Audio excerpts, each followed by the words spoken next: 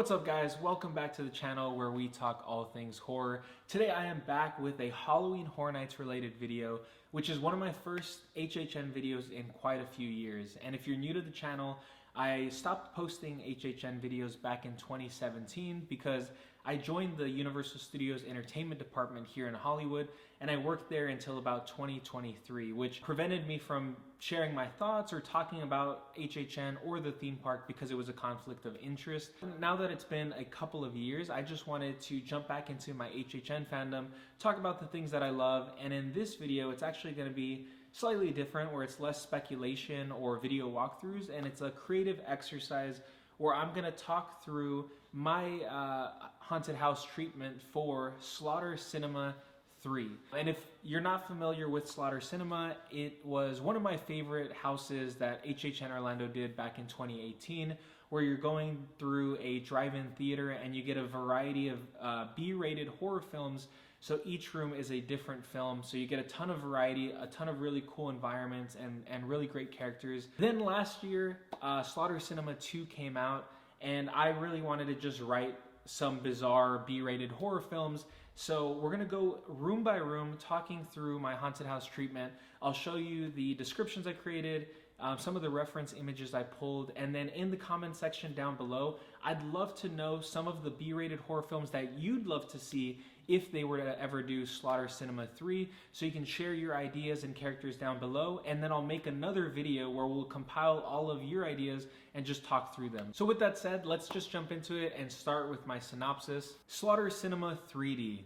Grab your 3D glasses and prepare for the ultimate B-rated horror movie marathon as the Cary Drive-In Theater returns with a new lineup of films that leap off the screen and straight into your nightmares. Celebrating its third annual event, the theater introduces its new sinister horror host, the Silver Screen Reaper. This master of ceremonies will guide patrons through a night of terror, introducing each horror film as guests are transported into the chilling and bizarre worlds of 9 horror films. So that's one slightly different take that I wanted to incorporate into this sequel house, is bringing this, like crypt keeper type character that's going to be a vocal narrator throughout the haunted house that'll be sharing the film's movie title and tagline as guests walk into each of the rooms, and then at the very end he'll actually have his own film / layer that's going to end the haunted house.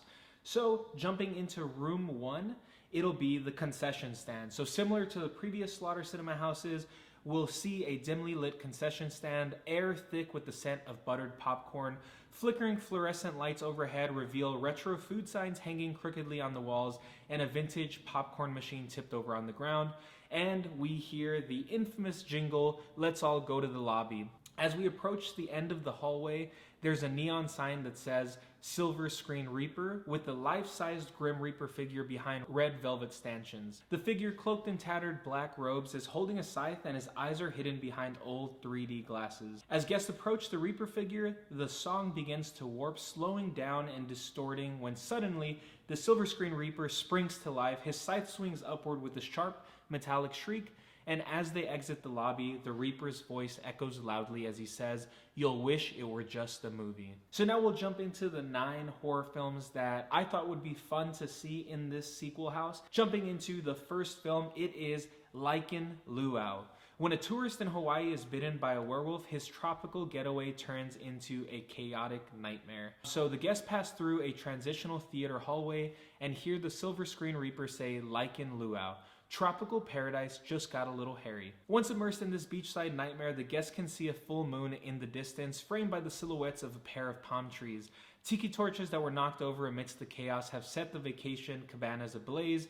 There's going to be dry thunderstorm, howling winds contrasting with the relaxing Hawaiian music playing in the background. And near the entrance of the room, a static figure of a luau dancer is slumped against the thatch-paneled wall. As the guests walk by her, a werewolf's arm will burst through her chest with the spritz of water hitting guests' faces like it would be blood.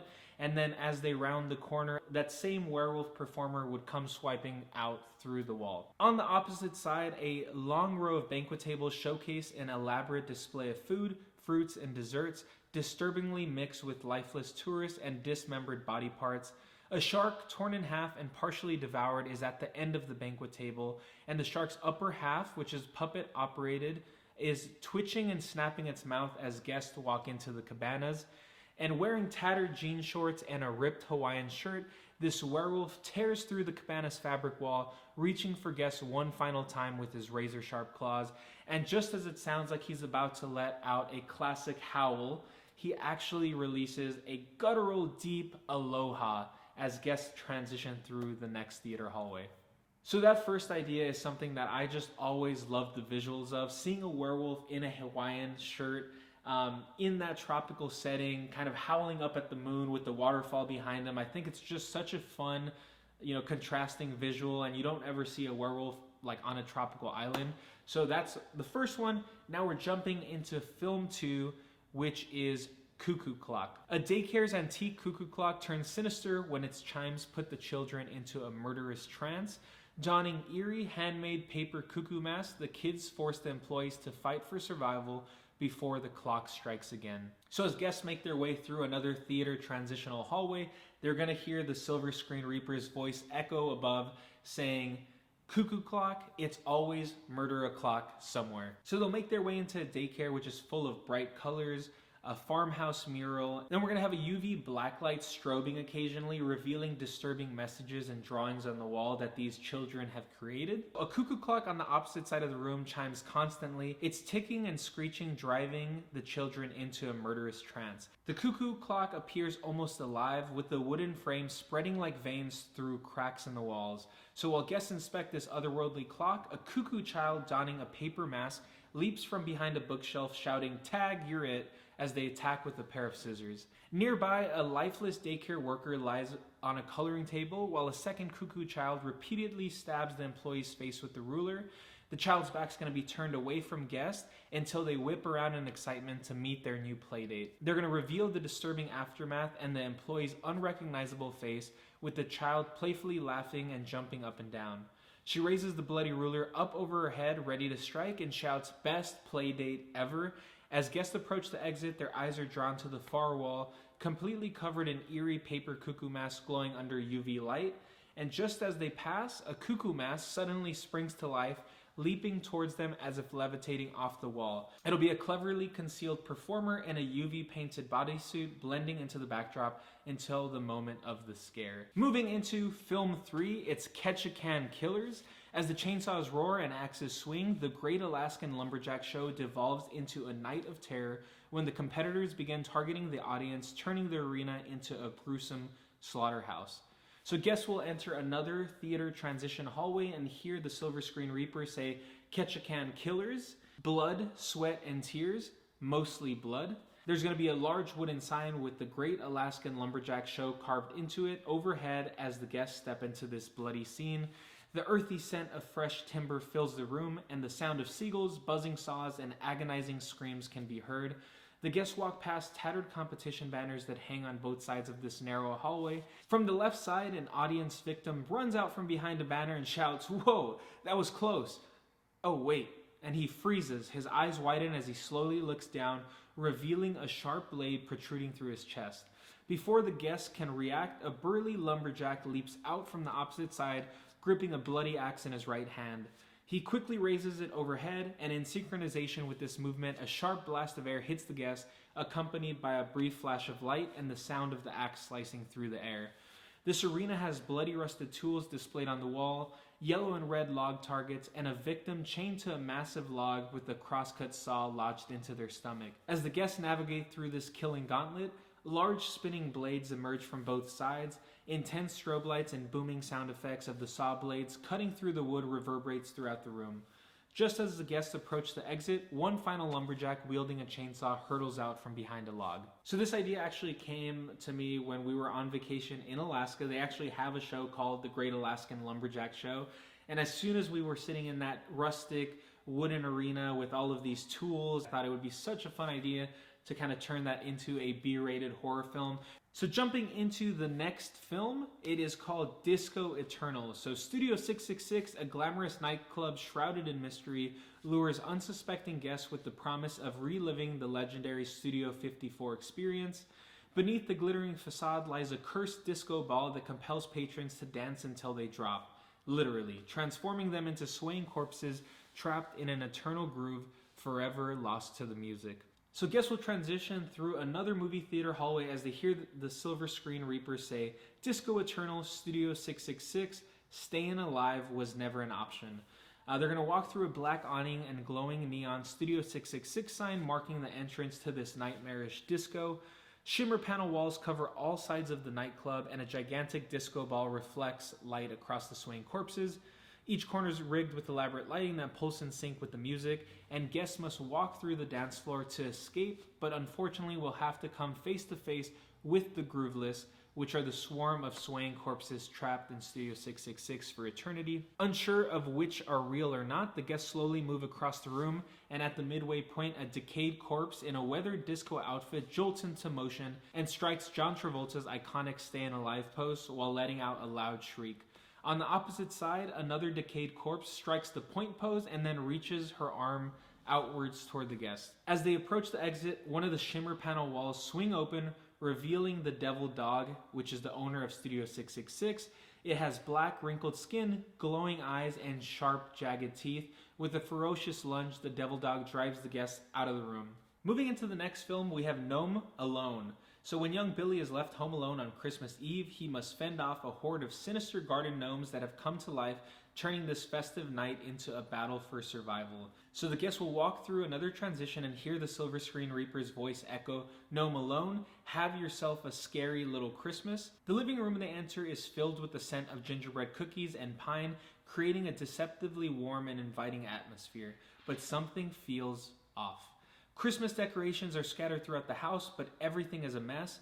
The tree is tipped over, shattered ornaments lie on the floor, and we hear mischievous giggles and scurrying footsteps from all directions. As guests approach the first frosty window, shadow projections of a gnome dart across the glass. Suddenly, another one slams violently against the plexiglass, which is a puppet operated by a blackout performer. Guests notice tiny little legs frantically kicking from inside a lit fireplace. A gnome's high-pitched screams echo through the room as it rides, desperately trying to escape the flames. As guests watch this play out like a twisted scene from Home Alone, a young boy stumbles out of a door on the opposite side and shouts, "Get this thing off of me," struggling to shake off this mischievous creature clinging to his back. The gnome kicks and rides while the young boy stumbles out towards the guests, and this is going to be a backpack rig with an animated figure kicking. So as guests enter the kitchen area, they see a toppled shelf with jars and pots scattered across the floor, and a creepy gnome stands motionless inside one of the broken cabinets, its beady eyes fixed on them. It continues to whisper, "More cookies, more cookies, more cookies." And as they get closer, the gnome leaps at the group and yells, "More cookies now!" And this is going to be a pull mechanism operated by a performer as one final scare before the guests enter the next movie theater transitional hallway. So this idea just came from the idea of Home Alone, having a young boy stuck at home with robbers trying to break in. Thought it would be a fun spin to kind of come up with the type of character that would be silly or wonky for a B-rated film, but kind of take the general premise with like traps being set up, having this young boy being attacked by gnomes. And this could, I think, be kind of fleshed out a little bit more, but I think the general gist of it is a fun idea. Moving into the next room, we have the Magic Casket. When a group of aspiring magicians enter the clubhouse of magical arts, they discover that joining this elite society comes with a price far greater than they ever imagined. So the Silver Screen Reaper's voice is heard saying, "The Magic Casket, welcome to the clubhouse where magic never dies, but you might," as guests walk into this Victorian mansion setting inspired by the Magic Castle here in LA. They enter the first narrow corridor, which is surrounded by fading magicians' posters and sepia-toned photographs. At the end of the hall, a large portrait of the clubhouse owner seems to be watching them. As they draw near, an optical illusion transforms the portrait, revealing him as an apparition with piercing white eyes and veiny skin. This escalates into a full-blown scare where the portrait swings open and the apparition lunges to life with his cold, dead hands reaching out to grab the unsuspecting guest. They manage to evade this attack and enter the magician's workshop, which is draped in tattered red velvet curtains and littered with broken illusions and rusted mechanisms. On one side, a massive magic trunk bound in chains begins to rattle, and as they walk past the trunk, a weathered, rusted water tank towers over them. And then, without warning, a bloated, decayed assistant emerges from behind it, grasping for air as though her final escape act went horribly wrong. As she lunges towards guests, a sudden spray of water hits them, accompanied by the sound of shattering glass and a gurgling noise. The final section of the workshop guides guests through a gauntlet of red velvet curtains where Magician 1 and Magician 2, an extremely tall, thin apparition with a distorted face and top hat, are positioned to scare guests multiple times before they exit the room. So this idea kind of originated from going to the Magic Castle. I absolutely love the setting. It's so classic, it's vintage, there's a lot of history in that castle. Magic is just a fun setting as well, with magic going wrong, the assistants being killed. You know, we've seen that premise before, so I think turning that into a B-rated horror film is just a really fun concept. And the red velvet curtain portion at the end of the maze, I think, is just, it's terrifying. The Insidious house at HHN 24 was really, really scary. You don't know where the characters are going to be popping out from, so kind of taking that idea as inspiration, I think lends itself well to this Victorian mansion setting. Moving into the next film, Bigfoot v. Werewolf. So guests will make their way through a transition as the Silver Screen Reaper says, Bigfoot v. Werewolf, claws versus paws, nature's ultimate showdown. They enter a large camping tent once belonging to a group of cryptozoologists, now overtaken by the wild. A small wooden table and camping chairs lie overturned, and a flickering lantern reveals massive claw marks and blood splatter. Hidden in the corner of the tent is a cryptozoologist who frantically runs up to guests and screams, "They're real! They're both real!" As guests exit the tent, the sound of fabric ripping fills the air as both the werewolf and Bigfoot emerge from opposite sides, lunging at each other in a brutal fight for dominance. Guests must navigate their way through the chaos to escape the tent, and once outside, the trees obscure their view, but the sounds of the creatures' vicious battle echo through the woods. As they go deeper into the forest, one of the creatures lunges into view, holding the severed head of its fallen adversary.